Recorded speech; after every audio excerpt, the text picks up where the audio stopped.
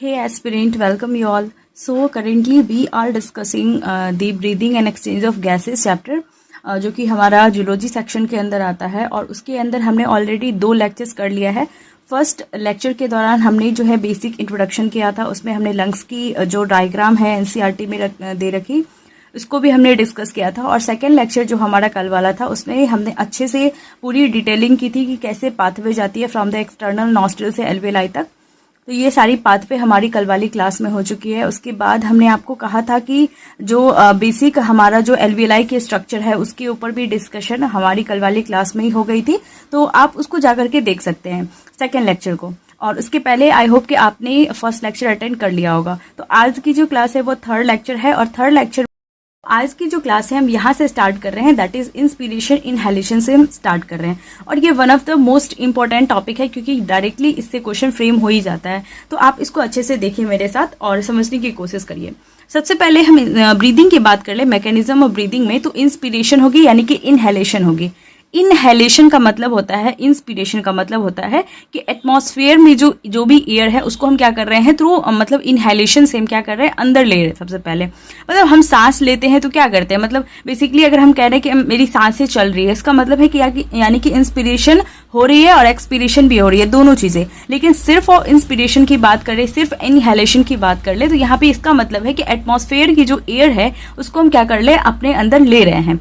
तो ठीक है, तो एक्सटर्नल नॉस्ट्रिल हमारा इसमें हेल्प करेगा और यहाँ से हम क्या करेंगे इस एटमॉस्फेरिक एयर को हम क्या लेंगे अंदर लेंगे। कैसे लेंगे, क्योंकि यहाँ पे क्या होता है कि कोई भी चीज जो होती है उसकी फ्लो कैसी होती है, जब हाई कंसंट्रेशन से कोई भी चीजें मतलब कोई भी चीजें जो होती है वो हाई कंसंट्रेशन से हमेशा लो कंसंट्रेशन की तरफ जाती है। तो यहाँ पे प्रेशर ग्रेडियंट जो है वो डेवलप होता है एटमॉस्फेयर के बीच, एटमॉस्फेयर और हमारी जो एल्वेलाई है उसके बीच में यानी कि लंग्स के बीच में।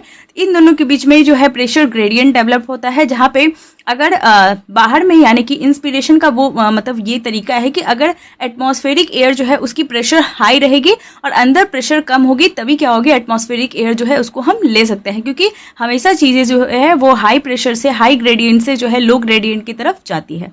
तो इसलिए सबसे पहली कंडीशन, टर्म्स एंड कंडीशन हमें याद रखनी है कि जो by creating a pressure gradient between the lungs and the atmosphere, तो इससे हमारी जो एटमॉस्फेरिक एयर है वो हमारे अंदर आ जाती है। ठीक है, इंस्पिरेशन अकर, इंस्पिरेशन तभी होगी if the pressure with in the lungs, pressure with in the lungs जो मतलब हमारे लंग्स की जो प्रेशर है उसको हम कहते हैं इंट्रा, मतलब इन इंट्रा का मतलब होता है इन यानी कि हमारे अंदर की, और पल्मोनरी का मतलब होता है लंग्स यानी कि हमारे अंदर की, इंट्रा अंदर पल्मोनरी लंग्स के अंदर की जो प्रेशर है वो अगर कम होगी दैट इज लेस देन, यहाँ पे लिखा हुआ है कि is less than the atmospheric pressure, atmosphere की प्रेशर हाई होगी, हमारी इंट्रा पल्मोनरी प्रेशर यानी कि हमारी लंग्स की जो प्रेशर होगी वो कम होगी, तभी एटमॉस्फेयर की एयर जो है हाई कंसेंट्रेशन से लो कंसेंट्रेशन की तरफ आएगी, यानी कि हाई प्रेशर से लो प्रेशर की तरफ आएगी, यानी कि बाहर से अंदर की तरफ आएगी। ठीक है, तो ये कंडीशन हमें याद होनी चाहिए इंस्पिरेशन के केस में।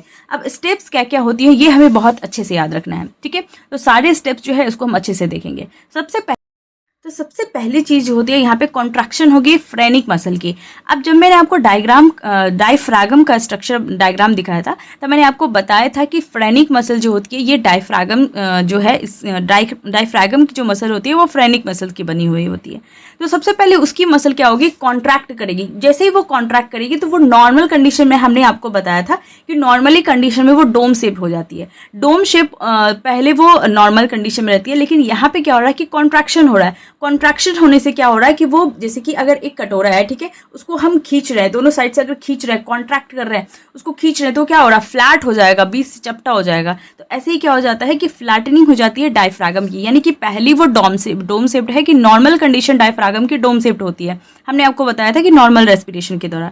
ठीक है, तो कॉन्ट्रैक्शन होगी सबसे पहले फ्रेनिक मसल की जो कि डायफ्रागम की मसल होती है। फिर डायफ्रागम की जो मसल होती है मतलब डायफ्रागम जो है उसकी फ्लैटनिंग हो जाती है, डोम शेप से वो नॉर्मल फ्लैट हो जाता है। ठीक है, उसके बाद एंटीरो पोस्टीरियर यानी कि आगे की तरफ और साइड से जो एक्सिस होती है डायमीटर की वो क्या हो जाएगी, बढ़ जाएगी, क्योंकि यहाँ पे फ्लैट हो गई है तो डायमीटर क्या होगी, बढ़ जाएगी।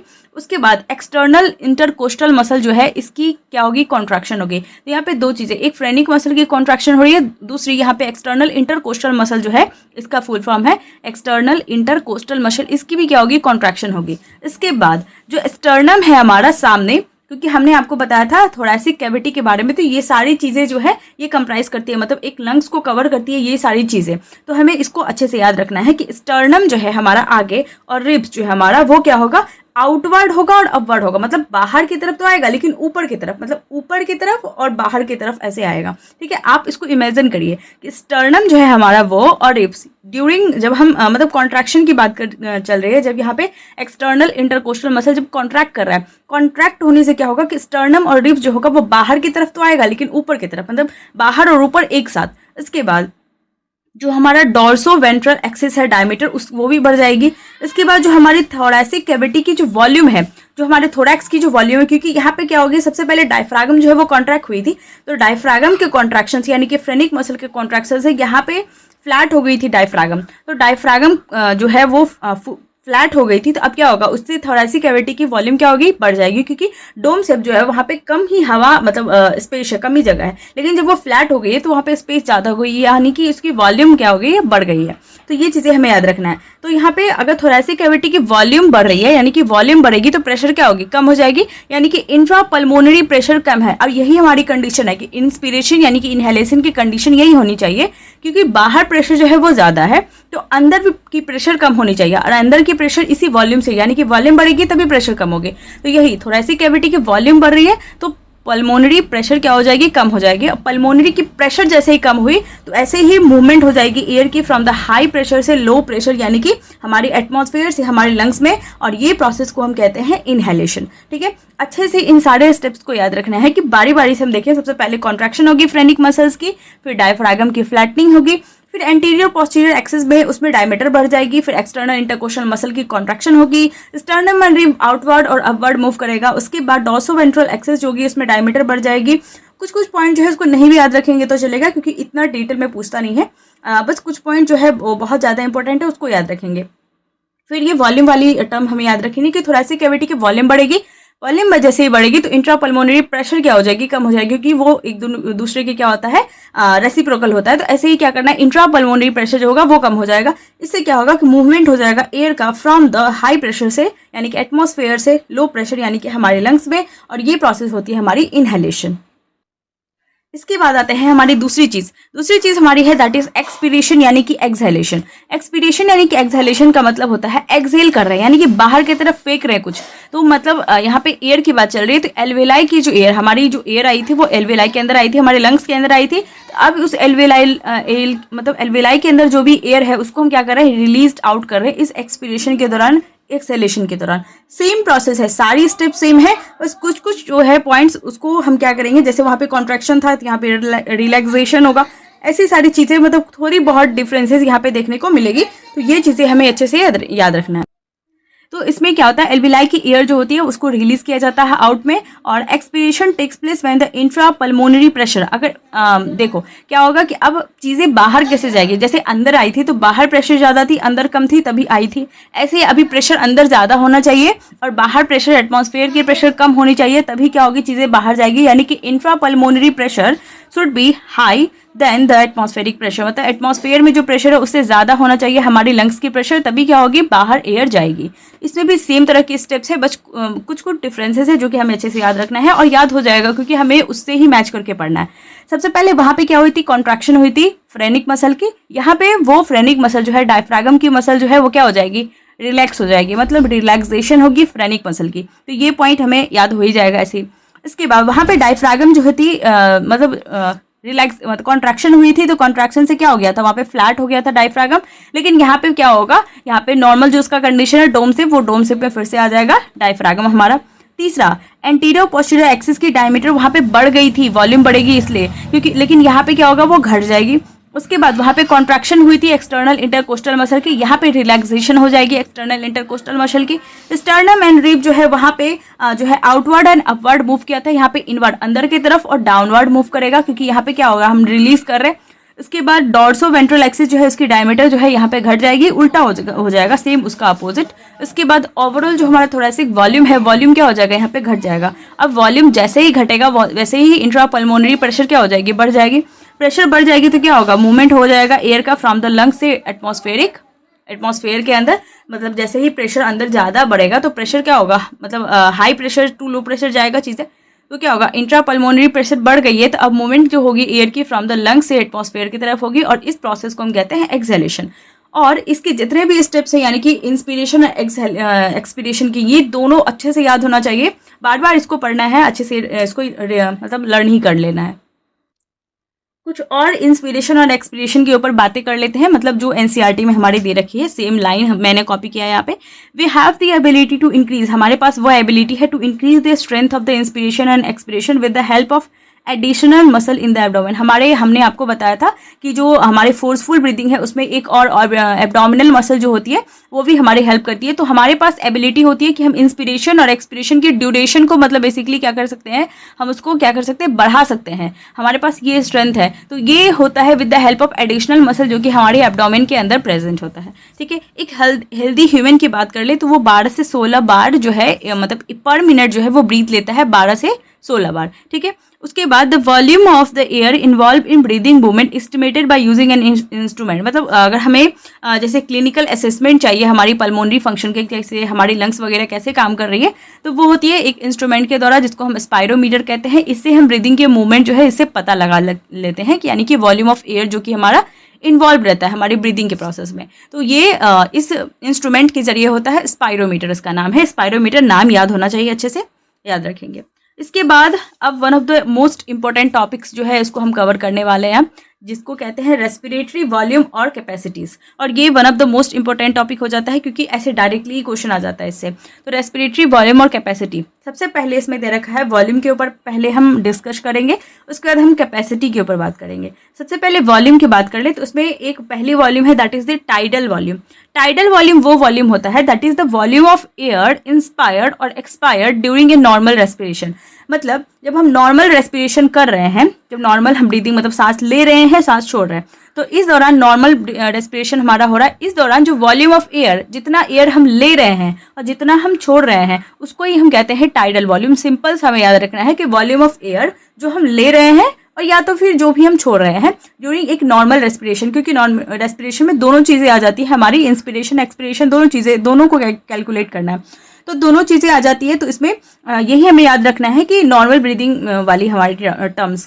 ठीक है, तो इसमें अप्रॉक्सीमेटली ये 500 ml होता है, जिसको हम 6000 to 8000 ml पर मिनट भी कैलकुलेट कर सकते हैं। ठीक है, तो टाइडल वॉल्यूम अप्रॉक्सीमेटली 500 ml होता है।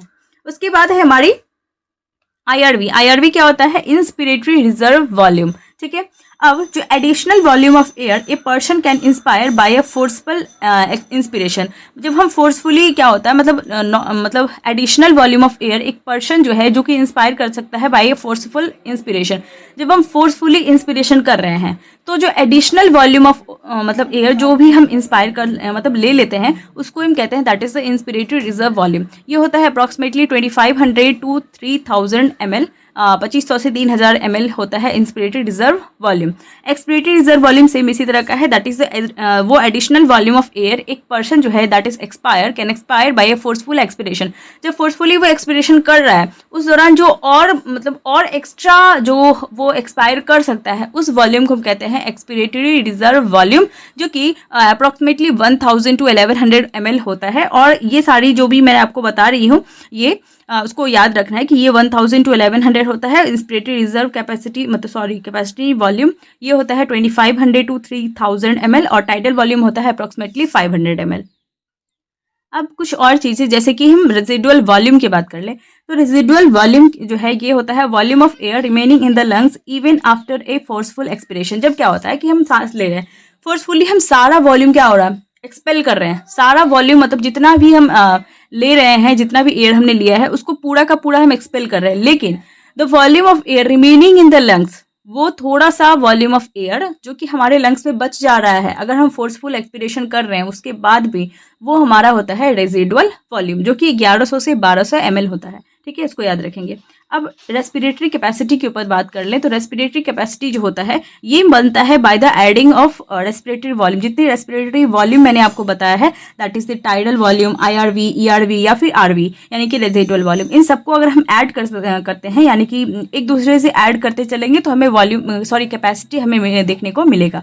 इसमें सबसे पहले हम बात कर ले इंस्पिरेटरी कैपेसिटी। इंस्पिरेटरी कैपेसिटी में क्या होता है, वो total volume of air a person can inspire after a normal expiration.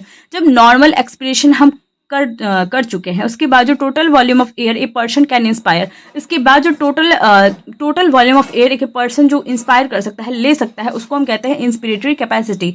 और ये कितना हो जाएगा, मतलब नॉर्मल रेस्पिरेशन वाला तो हमारा हो जाता है TV यानी कि टाइडल वॉल्यूम, और इंस्पिरेटरी रिजर्व वॉल्यूम जो कि हमारा एक पर्सन जो इंस्पायर कर सकता है फोर्सफुल इंस्पिरेशन के दौरान, वो दोनों मिला के होता है इंस्पिरेटरी कैपेसिटी। तो ये कितना हो जाएगा, अप्रॉक्सीमेटली TV होता है 500 और IRV होता है 2500 से 3000 ml। तो ये टोटल हो जाएगा अप्रॉक्स में हो जाता है 3000 से 3500 ml।